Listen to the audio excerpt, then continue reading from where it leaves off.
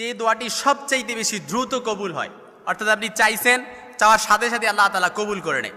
কোরআনের একেবারে স্পষ্ট আয়াত, কোরআনে আল্লাহ তাআলা এই আয়াতটা এই দোয়াটি লিপিবদ্ধ করে দিয়েছেন এবং এই দোয়াটি লিপিবদ্ধ করার পরেই আল্লাহ তাআলা বলেছেন যে এমনিভাবে কেউ যদি আমার কাছে দোয়া করে আমি তার দোয়াটা সাথে সাথে কবুল করব। কাযালিকা নুনজিল মুমিনিন, এমনিভাবে কোনো মুমিন বান্দা যদি আমার কাছে দোয়া করতে পারে আমি তার দোয়াটাও কবুল করে দিব ইনশাআল্লাহুল আজিজ। চাইতে দেরি আল্লাহ তাআলা কবুল করতে দেরি করবে না।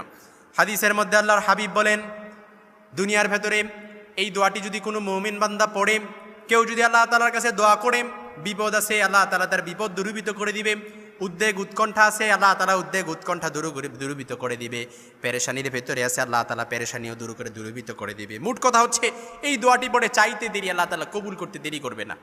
দোয়াটি একেবারে সহজ, লা ইলাহা ইল্লা আনতা সুবহানাকা ইন্নী কুনতু মিনাজ জালিমিন। সাইয়েদনা ইউনূস আলাইহিস সালাম এই দোয়াটি পড়ার কারণে আল্লাহ তাআলা তাকে মাছের পেট থেকে অন্ধকার থেকে আল্লাহ তাআলা তাকে হেফাজত করেছিলেন। যেই আল্লাহ তাআলা সাইয়েদনা ইউনূস আলাইহিস সালামকে হেফাজত করেছেন সেই আল্লাহ তাআলা কিন্তু এখনও আছে। যে আল্লাহ তাআলা নমরুদের আগুন থেকে সাইয়েদনা ইব্রাহিম আলাইহিস সালামকে হেফাজত করেছিলেন সেই আল্লাহ তাআলা কিন্তু এখনও আছে। যে আল্লাহ তাআলা সাইয়েদনা আইয়ুব আলাইহিস সালামকে হেফাজত করেছিলেন সে আল্লাহ তাআলা কিন্তু এখনও আছে। যে আল্লাহ তাআলা সাইয়েদনা ইউসুফ আলাইহিস সালামকে কুয়া থেকে হেফাজত করেছিলেন সে আল্লাহ তাআলা কিন্তু এখনও আছে।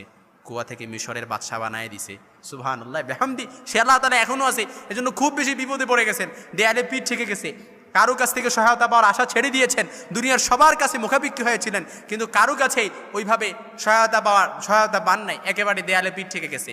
কোনো সমস্যা নেই, আল্লাহ তাআলার কাছে চান, লা ইলাহা ইল্লা আনতা সুবহানাকা ইন্নী কুনতু মিনাজ জালিমিন। আল্লাহ আপনি ছাড়া আর কোনো মাবুদ নাই, লা ইলাহা ইল্লা আনতা সুবহানাকা, আপনি অতি মহান পবিত্র, ইন্নী কুনতু মিনাজ জালিমিন, নিশ্চয়ই আমি জালেমদের অন্তর্ভুক্ত।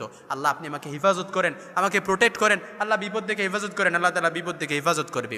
শত্রুর পক্ষে যে জিহাদের ময়দানে গেছেন, যুদ্ধের ময়দানে একেবারে বিপদের শত্রুর মুখাপেক্ষি হয়ে গেছেন, শত্রু আপনাকে মারতেছে, ওই মায়ের মধ্যেও যদি আপনি এই দোয়াটা পড়েন, শত্রু আপনাকে যতই আঘাত করুক না কেন একটা আঘাতও আপনার গায়ে লাগবে না ইনশাআল্লাহুল আজিজ।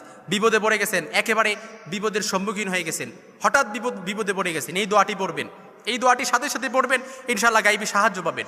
কারণ এই দোয়াটা দুনিয়ার ভেতরে সবচাইতে দ্রুত কবুল হয়, যেটা সাইয়েদনা ইউনূস আলাইহিস সালামের পরীক্ষিত একটা দোয়া। আল্লাহ তাআলা সাইয়েদনা ইউনূস আলাইহিস সালামকে এই দোয়াটি পড়ার কারণে আল্লাহ তাআলা হেফাজত করেছিলেন।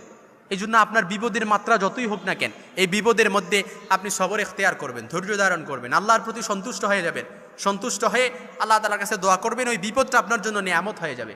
আর বিপদের সময় যদি আপনি আল্লাহ তাআলার উপর সবর এখতিয়ার না করে অসন্তুষ্ট হয়ে যান, ওই বিপদটা আপনার জন্য শাস্তি হয়ে যাবে। এই জন্য যত বিপদই হোক না কেন, বিপদকে নিয়ামত হিসেবে নিয়ে আল্লাহর ওপর সবর এখতিয়ার করে, আল্লাহর ওপর ধৈর্য ধারণ করে, আল্লাহর ওপর হিম্মত রেখে এই দোয়াটি পড়বেন। যদি এই দোয়াটি পড়তে পারেন, যত বিপদই হোক না কেন, যত বড় বিপদই হোক না কেন, সবচাইতে বেশি দ্রুত এই দোয়াটা কবুল হবে। আর যত দোয়া সবচাইতে অন্যান্য দোয়াগুলোর মধ্যে সবচাইতে দ্রুত এই দোয়াটা কবুল হয়ে যাবে ইনশাআল্লাহুল আজিজ।